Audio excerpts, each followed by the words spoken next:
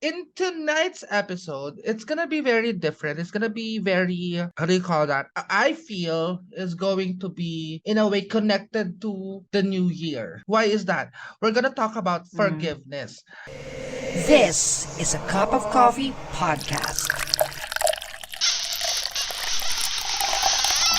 Oh.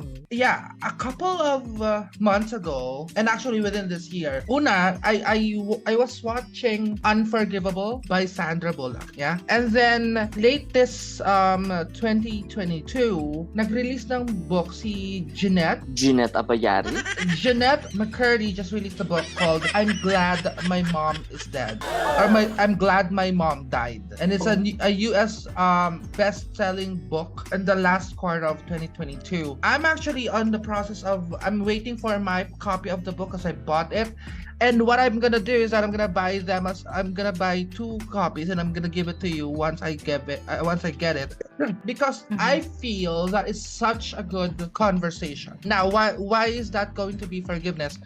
Doon sa movie ng ni how do you call it, ni Sandra Bullock, which is Unforgivable. Yeah, I watched that. You watched that? 'Di ba? Yes, Sobrang I did. ganda, 'di ba? Sobrang Iyak ganda ako ng ng movie. putang-ina. Yeah. 'Di ba yung Ang ganda niya. yung how do you call it, yung scene ni Viola Davis and, Yes, and Sandra Sandra, was yes. so beautifully done and it was so good. Tapos meron siya parang press tour with last year para 2022 if I'm 2021? 2021. Oo, 2021.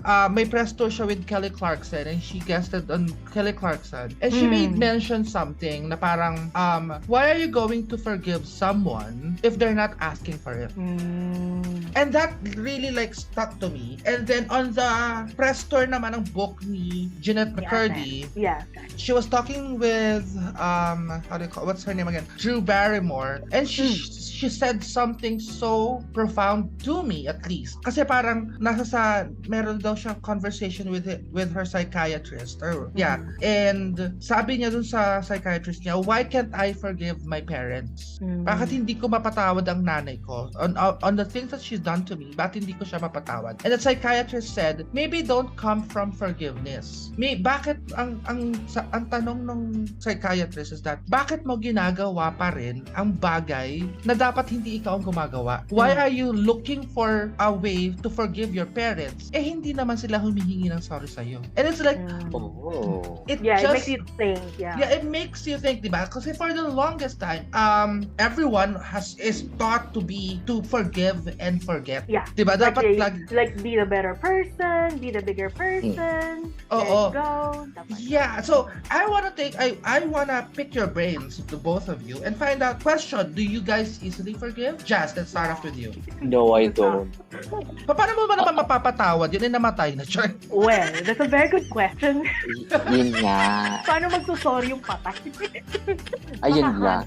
Pero, grabe yung at siguro nung nag-sink in, sobrang galit ko sa kanya. Na ano ba yan? Iniwan mo ko lahat na lang. Mga ganun na eksena. Pero tinanggap ko na lang. Wala kang choice. But my question is, are you easy to forgive? For anyone else, other than, of course, your past lover. Why is that though? Siguro kasi, I'm the type of person na kahit saktan mo ganon, is hindi ako magre-reklamo, tatanggapin ko lang yung pananakit. Pero, pag ako ang nanakit, may revenge factor. May revenge factor kasi ako lagi. Kasi yun yung mga hindi ko kayang gawin eh. At the back of my head lang lagi yung revenge factor. Laging planning. Pag nandyan na, ay, nakakatamad, ganun. Pero mag-e-effort pa ako. Pero siguro, one thing just for forgiveness, para I need to ask forgiveness to myself din, siguro. Yeah. Totoo. That's actually one thing though. Like, a lot of people, parang, how do you call that? Like, because it's you don't really, you don't take responsibility on the things that you've done to yourself. Like, for example, me, diba? Like, the both of us, we smoked a lot. Like, a lot. I still do. And I'm currently doing it now. However, I am. you're going to, you have to as well ask forgiveness for yourself, to yourself, and ask yourself, how do I forgive myself? Kasi iba pa rin yun eh. Kasi like, a lot of people would, how do you call that? Parang we make excuses for the things that we do to ourselves. Yeah, like, Diba? Ikaw Tenshi, I mean, how are you in the forgiveness part? saglit lang ako magalit. Ha? Saglit lang ako magalit. Yung tipong, yung mismong galit na inis. Tapos, minsan iiyak ko na lang. Siguro maximum 15 minutes. That's okay. Let's all move on. But why is it easy for you? How come mabilis sa'yo parang move on na lang ganun? Probably, based on my astrological sign. Ganun. I know I'm Scorpio sun. Ganun na explain ko, diba? Scorpio sun, medyo, ang dating vengeful, diba? Pero hindi. Kasi since I'm an Aquarius moon, it's parang, okay, sige. Yun ang trip mo eh. Hindi, sige. Go. I think that's how I explain it. I'm trying to find a way to explain myself. And astrology is how I sometimes explain things around me. Pero aside from that, kasi growing up din, wala rin naman akong choice eh. Kahit magalit ako, anong magagawa ko? Nag-iisa lang ako, only child. O kailan ako magsasabi? Diba? Sino kakampi sa akin? Wala. E di, hayaan ko na lang. Wala naman ako magagawa eh. Sumbok mo sa sarili mo. Diba? Tapos, yung mga plotting that, nakapagod. May gagawin pa ako, friend. May assignment pa ako. Tapusin ko na yan. Dead man na. But when I was on my early years, I don't really, I'm like the two of you said na parang nagpa-plot kayo and scheming to take revenge. I don't plot. I don't scheme. I just do. Yeah. So if anything, if you did something wrong to me, I'm gonna do something worse to you. And that's what I have been for the longest time. And then I became in a certain way a pacifist. Na biglang when I became, let's say, an adult, nag-pacifist na lang ako. Parang just like you, Tenshi, parang if you kung ganyan ang sa tingin mo, edi don't, ganon. Hindi, wag. Yung ganon. However, like again, as I evolve into a different person, I always evolve to a different person. Yun nga yung mga realizations ko na parang forgiveness, kasi 'di ba dahil nga for the longest time laging yun yung mantra ng lahat ng tao eh, Yeah, 'di ba?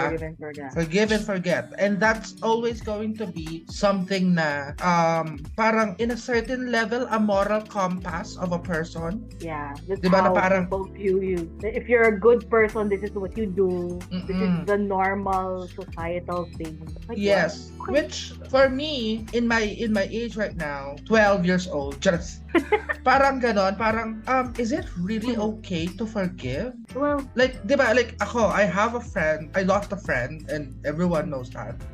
And for the longest time, actually, 'di ba, this is just very recent. And I keep on saying na wala siyang ginawang masama sa akin. I have already forgiven her regardless of what happened. But hold on, I think that there is. Why am I going to forgive someone that's not asking for forgiveness? That doesn't seem to care that he, she, it, they offended me. yun. Diba? So why are you letting them off the hook? May kasalanan sila sa'yo. You have to, how do you call that? Acknowledge na may ginawa silang mali sa'yo. So regardless if you're a pacifist or if you're trying to be a good person, dapat hindi mo pa rin siya i-let go. Teka lang, may ginawa ka mali sa akin. So my recent mantra is, I will never forgive and I will never forget. Kasi the only time that I will forgive someone is if someone is asking for forgiveness. But if not, then you'll forever be someone that did something wrong to me. Well, that's the thing. I may like move on, but it's still there. It's like, ewan ko, siguro, pagdating din, yung parang, nakalista po yan, mga ate kuya, try niyo po gawin ulit. Tapos pag, di ba, pag nag-pile up na ng pile up, tignan natin kung hindi sumabog. But doesn't that give you anxiety? Because all the pent-up anger that you have doesn't go anywhere. And maybe that's because maybe that's making you sick. I guess so.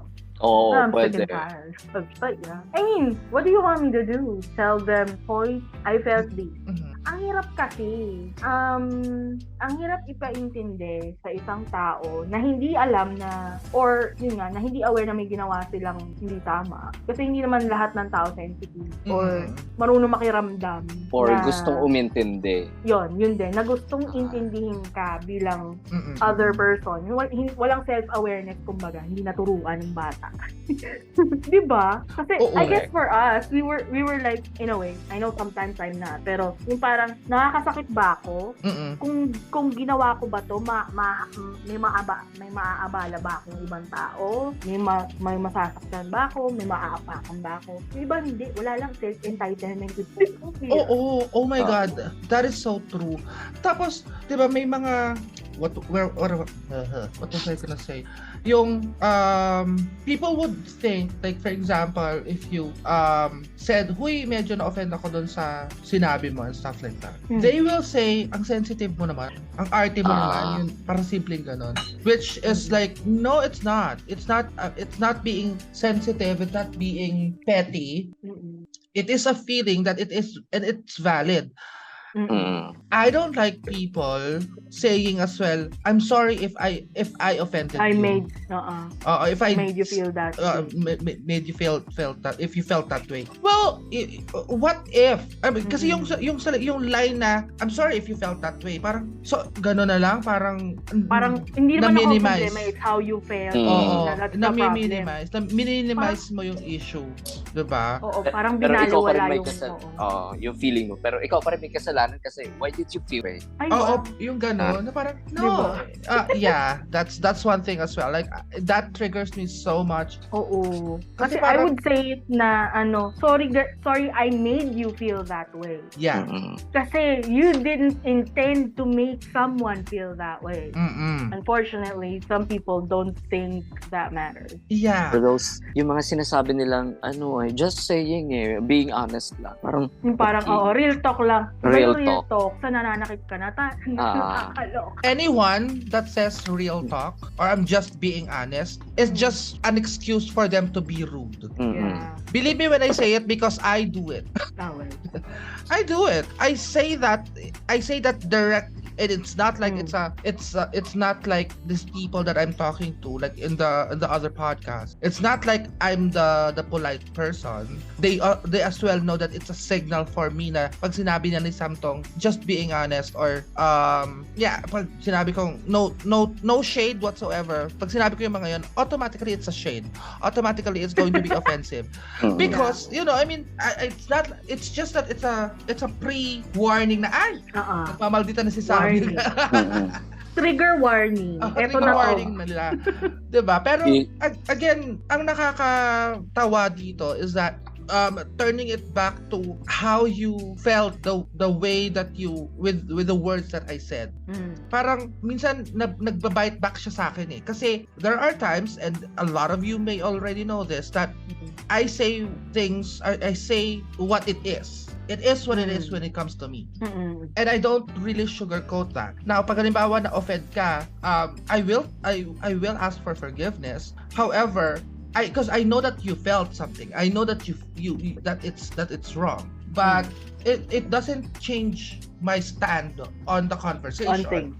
Yeah. Yeah. But a lot of people think that if you ask for forgiveness for the things that you have done, na parang bumabaliktad ka na. Diba? No, I'm just apologizing for what I made you feel, but that doesn't change the tone of things. Yes, exactly. Because the conversation is still as it is. Yeah. Hindi lang, kumbaga parang, because I use harsher words, a lot of people would think na I'm being rude. Not at all. It is just that it's how I phrase my sentences, on how I, how do you call that, put emphasis on every other word, so you'd be able to take it, to sink in, so it would sink in. Alam mo yun? So, if you're going to look back on the times, can you tell me, or can you share us a story about someone that really did something wrong to you? Tenshiko. Hello? Alin sa kanila? Andan. Pili ka lang. Teka. And then maybe what we could do is that we could decipher it and ask ourselves, do we forgive and forget, or do we not forgive and not forget? Diba? Let's balance it all out. Go ahead, Tenshi. Well, as you know, Sam, my parents separated when I was young. 4 ako lang. So, ever since then, things weren't really normal in my life. There was this one time I was with my mom. Ako si mama sa mall. Nakita namin si dad. Tapos, nilapitan ko si dad. Sabi ko, Daddy. Itinatuwa ako ng sarili kong tatay. Sabi, hindi kita kilala. Umiyak na lang ako doon. Nagalit si mama. Hanggang ngayon, naalala ko pa rin. Ang ano doon is, I still love my dad. Can't do anything about that. I'm just thinking na baka meron lang talaga akong hindi naiintindihan ng mga panahon yun. Ang problema, nadawit ako sa problema nilang whatever. Diba? Yun na lang yung iniisip ko. After several years, I see my dad again when I'm 21. Sabi ko, Dad, birthday ko po. Sabi sa akin, ano ngayon kung birthday mo? Di ka na dapat nagbe-birthday. Umiyak na lang ako. Are you crying right now? So Don't till now, cry. I don't celebrate my birthday. Don't. You know what? My judgment there, just forget. A lot of people, like ako coming from someone as well that our dad left us. I totally I process it like a death. They died and that's it. I have to move on. I have to, how do you call that? Continually survive. Now, does my dad reach out to me? Yes. But do I, I try to help him out and stuff like that. Yeah. But any emotional connection with him, I've already stopped. Why? Because it's just going to, parang, again, this goes back to, kailangan mo bang patawarin sila? Hindi naman sila humihingi ng kapatawaran right? Don't give them that benefit of allowing them to hurt you continuously. Kasi it's like, why would you allow someone to hinder a celebration for you? Diba? Parang ako, like, when I, like, the weirdest thing that I did to my dad is that nung one time nagpunta kami ng office ko sa somewhere near his house. And kasi to be honest, magaling magluto ang tatay ko. Magaling siya magluto talaga. So, nag-resort kami ng mga tao ko. So I said, I talked to him and said, I asked him, here's the money, cook for me. That's it. You don't need to talk to me. Here's the money, cook for me. Just cook. Okay. Yeah. So, kasi literal na pinick up ko lang yung pagkain. Tapos umalis na ako. Why would I allow someone that broke my heart to come back in my life? No, honey. That's the reason why you don't forget. Because if you forget, then that means parang alam mo magiging vicious cycle ng ibang tao yun. Right? So, thank you so much, Teshi, for sharing that. But you know what I always say, screw them. Live your life. There's so many reasons to celebrate rather than just because your dad said that. Screw that. And I always think of the way that how do you call that, Bianca Del Rio would always say it. They're gonna die anyways. Yeah. So I always think that. Ikaw, din yun. Oo. That is so true. Ikaw, Jazz, ano yung isa sa mga bagay na parang someone did something really wrong to you? Charot. Ang tawag. No. Oh my God. Siguro yung sa preschool ba yun? Kindergarten. My classmate was, talagang napipicture out ko pa siya yung scenario. Ay, grabe. Kasi, Bata pa hanggang ngayon. Oo, kasi I'm always being bullied because I'm always the smallest sa talaga yung literal na yung packaging ko talagang madali lang to, ganyan.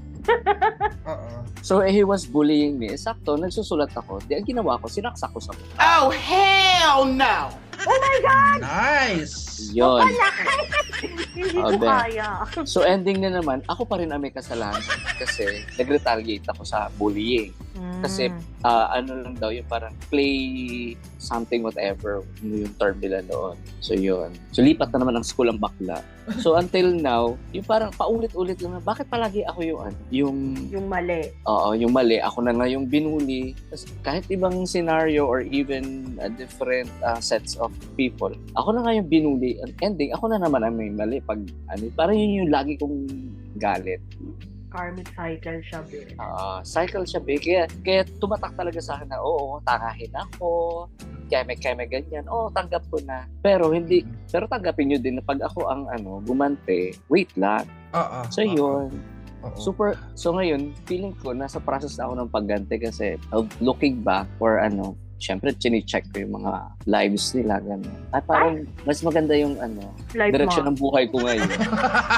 Yung term, yung sabi niya, my life is better than yours. Yes, exactly. Like yung mga yung sa IS na you're poor, gano'n. Ay pero who's poorer now? Waitress ka, nasa US ka pero waitress ka doon. Ouch!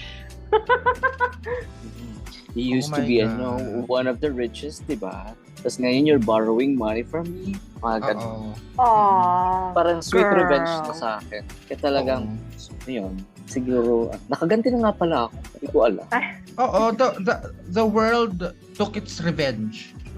The universe did it for you. The universe did it for you. I have a friend na ganyan din, and she's Singaporean. She's like, her family makes her, kinukuha niya na pera yung family niya, yun lang yung rason. Tapos, yun nga, gusto, since Muslim, kailangan ito mapangasaka. No, she wants to really say no. Kasi diba, ang hirap mo, you want to be an individual, and then, ang kinukuha niya na nga lang sa akin, pera, tapos yun na nga lang individuality ko, at right ko bilang babae to love. Kukunin nyo din? Ayoko. So I support that friend of mine. Support her kasi again, it's not like a lot of Filipinos goes through it. Meron naman siguro diyang mailan-ilan na successfully matino ang pamilya. True. Diba? However, it is something that is very rampant here in the Philippines is that abuse that a son or a daughter gets from a parent that doesn't involve physical. Yun yung it cuts so much deeper. Yeah. It cuts so much deeper. Yan sa akin talaga, very close yan, mother. Kasi, like for me, before going to college, talagang sabi ko sa kanila. Kasi tinanong ako, what do you wanna take up? So, mag-journalism. Or anything sa mass communication. Then my dad asked me, why? What will you do after you graduate? I named all the possible employments. Ganun. Ang sagot niya is, madami namang mas magaling sa'yo dyan. What? So ang choice ko lang is mag-medicine or mag-HRM. So yun, tumatak. Kaya talaga, hindi pala talaga ako magaling. Buti na lang yung nanay. So that explained at that time nung sinabi sa akin, that explains pala. Kaya palagi lang ako silver medal. Silver lang, wala ako talagang nakukuhang gold. So sabi ko, kaya siguro. So kaya yun hanggang yung na-meet ko na kayo ganun sa ang mother, na lagi hindi, pok ganun. Yun, slowly na-recognize ko na siya na meron naman pala ako edge kahit iba gano'n. So yun yung abuse sa akin. Kaya yun, that explains it. Yung nanginginig na ako. A lot of people, and I'm saying this because I am as well, guilty of that, a lot of, let's just say, funny people that uses self-deprecating jokes. It literally came from their family. Yes, from growing up. Yeah, growing up with exactly. And again, going back, kasi dito sa Philippines, a lot of people would look at, yung tipong nag-forgive ka na, and you wanna forget. Because a lot of people do want to forget. A lot of people think that it's a weakness to just move on because you're trying to be pacifist about it and like screw that. Nowadays, a lot of people, maybe because it's the woke era where a lot of people are thinking of themselves now, finally. Yeah. May pinagkaiba pa rin naman yung forgive, forget, at it's just privilege. May pinagkaiba naman din yun na parang feeling lahat ng mga kabataan lately is that they deserve everything and that they pwede kami magkamali because blah blah blah blah blah blah. Yeah, you can, but you have to as well take responsibility of the things that a lot of you guys have already done. Like may mga nasaktan din kayo. may mga na-offend din kayo and you need to take responsibilities of that. Hindi naman porket you're using that specific line, ikaw na yung santo. At ikaw na lang yung perfecto. Hindi naman ganoon.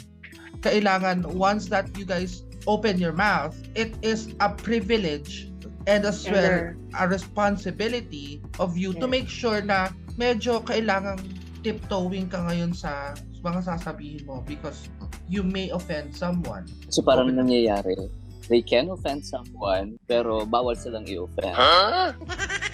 Ayun, yun pa. Yung parang, kaloka. One-way street lang. Oo. Nakakabali. Kasi like for example, yung they correct you. So you recognize na mali ka. But if you correct them, nagre-retaliate ang mga bata nga. Hindi lang bata. Oo. Kahit actually may matatanda din eh. That's what I don't get na part lang. Yung matanda ka na, pero parang wala ka pa rin Patandaan. Yun. Tapos sumasakay ka pa. Oh God. Tapos feeling ka ba gets na millennial or Gen Z, whatever, parang riding ka sa wave eh. Wala kang paninindigan na ngayon sa mata ko. Totoo. Ako and maybe because the way that I talk is very, again, harsh and very true and very rekta. Kumbaga rekta ako ng salita. Yeah. If someone approaches me and tell me, hey, you did this wrong, I actually appreciate it rather than maririnig ko pa from somewhere else. Diba? Kasi again, since that rekta ko, mas how do you call that? Mas effective din sa akin ang rekta. So tell me what I did wrong so that I can correct it and don't do it again. Yeah, exactly. And again, that's one thing na parang a lot of people, I'm not just, saying na millennials na mga bata lang, stuff like that. A lot of people who are, looking at it as kailangan, how do you call that? Criticism? What's that term again? Constructive criticism? Yon, dapat constructive criticism. Ako, I guess, sige go. Ako kasi gusto ko talaga yung parang I wanna open up a dialogue. Open a dialogue with me and we'll do that. However, pag sinabi mo kasi constructive criticism, a lot of people don't understand that the difference between constructive criticism and putting flowers in your words. Yung pinababango mo lang sinasabi mo. Alam mo, parang kasi you're beating around the bush way too much. Just give it to me. Lay it down to me so we can fix it. If not, screw that. Don't. Diba? Yeah. Yung experience ko ngayon with this friend of mine is that she wants to just brush it off. And not even deal with the issue. Yes. So para sabi ko, no, that's not how it works. We need to talk about the fact that you offended me and I didn't do anything that how do you call that? Yeah, warranted you being mad at me. Yeah. Like kasi on this specific conversation, there are a lot of other people surrounding the what happened. Not just you two. It's not just the two of us. Yeah, other people are there. And people are like, I get that. I get your points out. Yeah. And I'm like, okay, great, that's good. So what do we do about it? Yeah, I mean, I'm very much willing to acknowledge that maybe I offended them.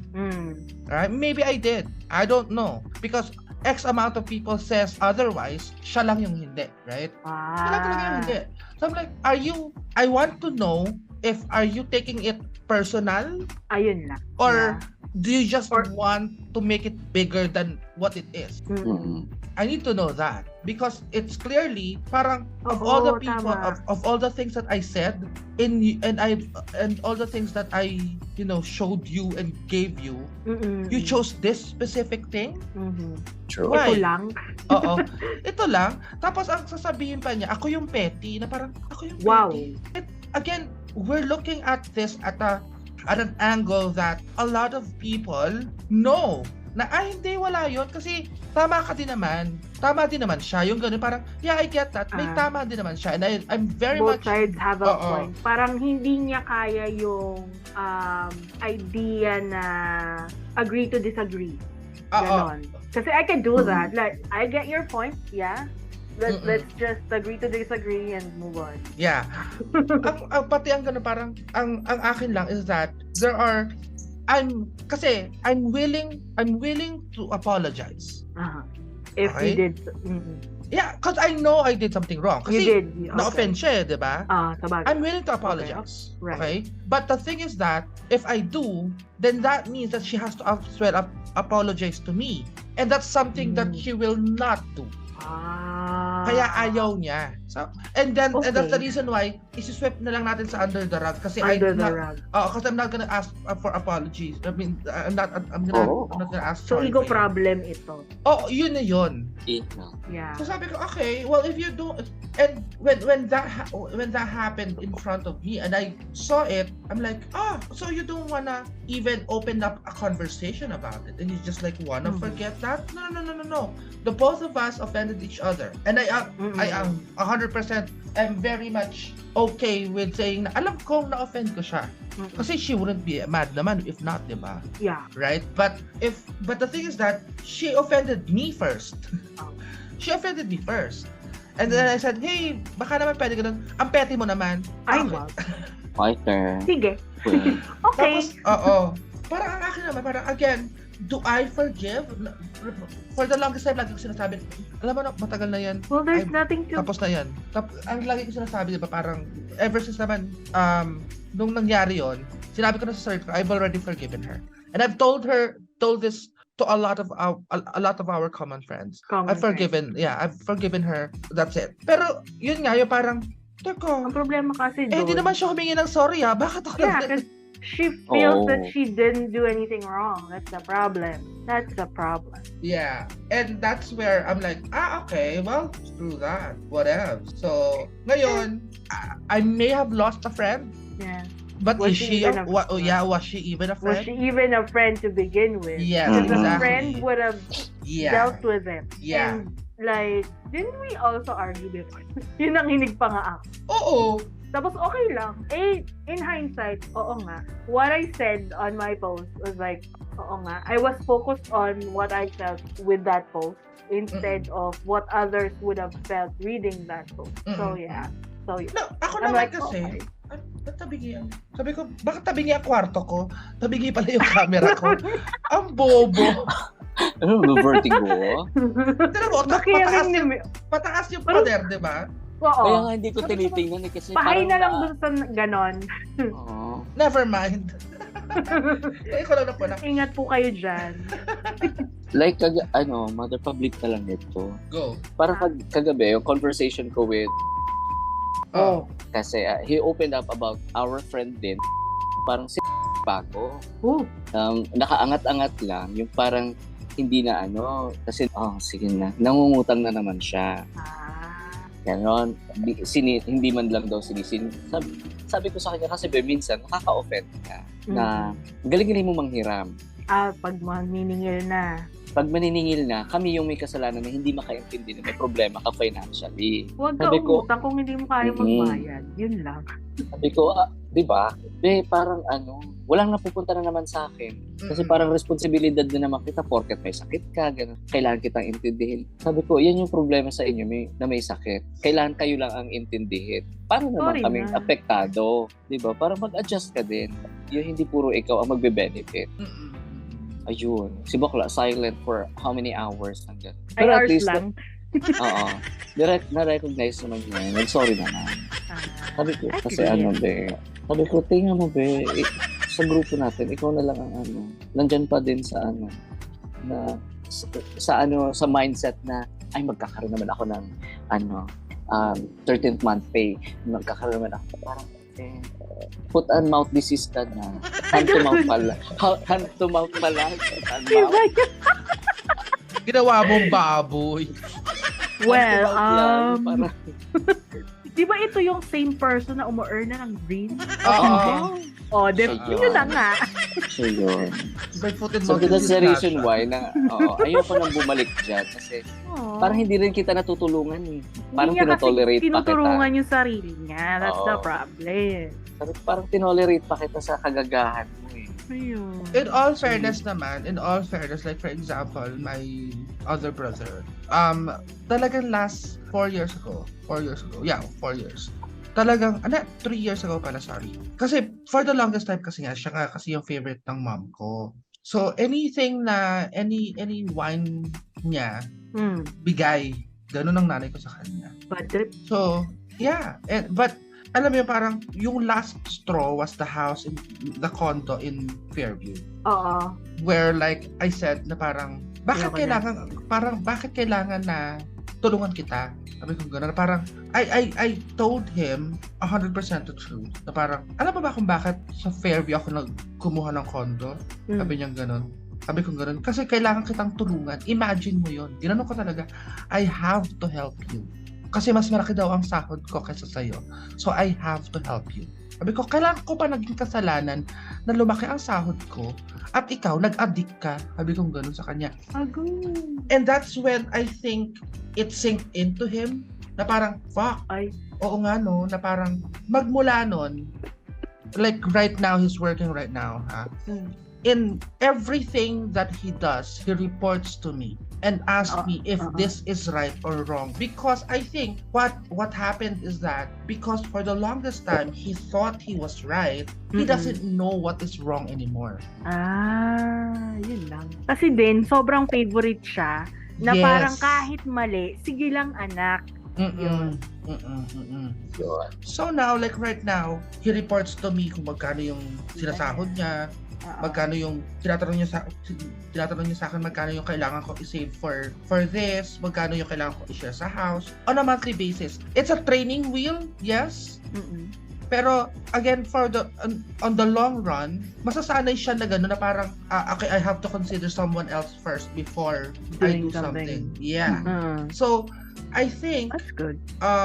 That at least merits for me a forgiveness. Na parang sige, total din naman nakikita kong nagbabago. Kasi he's changing eh. Oo. That merits forgiveness. Kasi he's trying to change his ways. Yes, and I'm very, very appreciative about that. And that is what I'm going to tell you, Jazz, na until such time na nakita mo talagang nagbago na si Blank, tantanan mo muna. And that's the reason why I keep on saying no to yung sinasabi ko sa'yo, wag kang magstay doon. True. I always say that to you. And it's not because I don't like the crowd around it. It's just that they're all nice. Don't get me wrong. They're very nice. Pero, nandoon sila sa culture of, magko-40 anyos na tayo. Nakikita ka pa rin. Ayun lang. Diba yun, parang, I cannot. Diba parang, if that doesn't show, kumbaga parang, kung it doesn't show na wala ka pa rin pinagbabago magmula nung nakilala kita. Kasi sa totoo lang nagbago lang mula nun. Yung location niya, tinutulugan niya. Mula siya sa regular bedroom to the master bedroom. Ay, wow. Sana all. Kasi parang siya ganun. Para siya kasing ganun eh. Parang transient home namin siya before. Pero kaninong house yun? Sa ganun namin, sa house father namin. Kay Papa Ra. Sa house father namin yun. So parang, it's not really a rental home, it's just really a home. It's a now home. It's a rental home. Now it's a rental home na. Before, when lalo na pag si Jazz, when Jazz stays there and Papa Raf knows na nandoon kaming lahat, libre ang rental namin. Wala siyang, hindi siya naniningil. Parang, okay. Oo, parang, kasi alam ni Papa Raf na eventually, we're gonna move out. Kasi, yun nga, transient home namin siya until such time na steady na kami o naka-recover na kami at makakaharap kami sa sarili bahay. Alam niya mag-move on kami. And that's okay with him. And he appreciates that. Lalo na pag halimbawa, Raf, ito yung pambayad namin ng kuryente. Alam mo yun, naghihintay lang siya. Naghihintay lang siya magkusa ka, but he's not gonna accept it. Hindi niya, but anyone would appreciate that. Yung the thought ng, ay, kailangan ko magbigay kasi nakikitara ako, nakakahiya. Yes. So parang ngayon, even the owners like, you know what, screw that, mag-monthly rent na kayo kasi hindi na kayo umalit dyan. Parang hindi na kayo graduate dyan. Parang ganon. Oo. Ay, yan. Mm-mm. And I guess the moral of the story when it comes to forgiveness is that the only time that it merits forgiveness is that if there's something that changed. Diba? If something changed, if something improved pala. Change is different from improvement.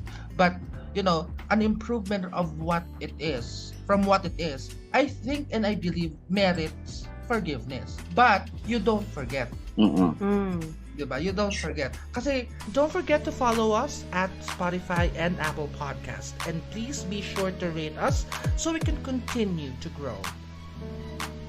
A Cup of Coffee Podcast is available in Instagram at acupofcoffee_PH and on TikTok at acupofcoffee_Sam. A Cup of Coffee Podcast is created by Mama Sam Media.